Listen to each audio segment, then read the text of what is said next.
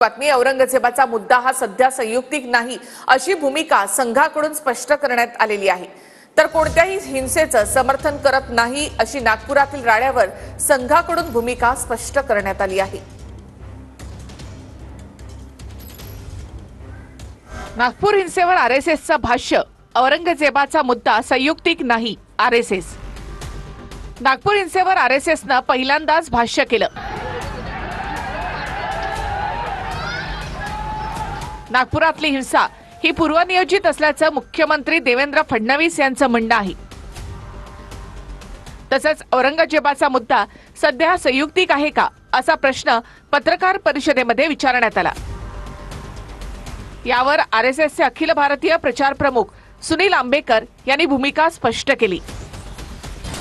See, any type of violence is not good to the health of the society, and I think police are have taken the cognizance of it, and so I think they will go into the details, and that's the point.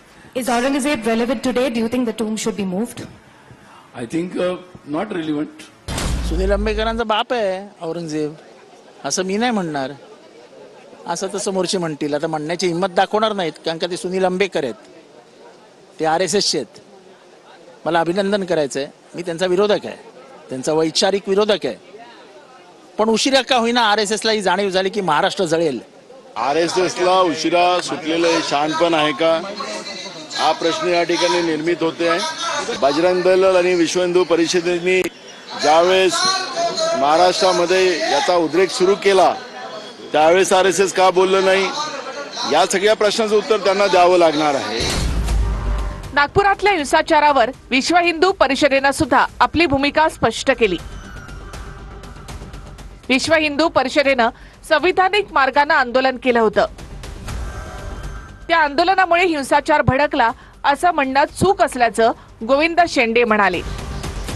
आमचं आंदोलन शांतीपूर्ण संपलं, सगळे कार्यकर्ते आपल्या आपल्या घरी चालले गेले।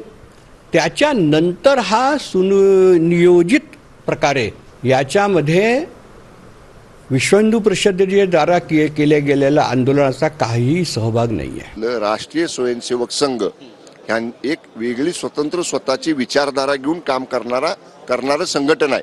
हिंदुत्वाच्या मुद्द्यावर आरएसएसची शिवसेनेची मतं जरूर एक आहेत, परंतु औरंगजेबाच्या कबरी बाबतीत आमची भूमिका शिवसेना म्हणून पक्ष म्हणून आम्ही मांडलेली आहे। त्या भूमिकेशी आम्ही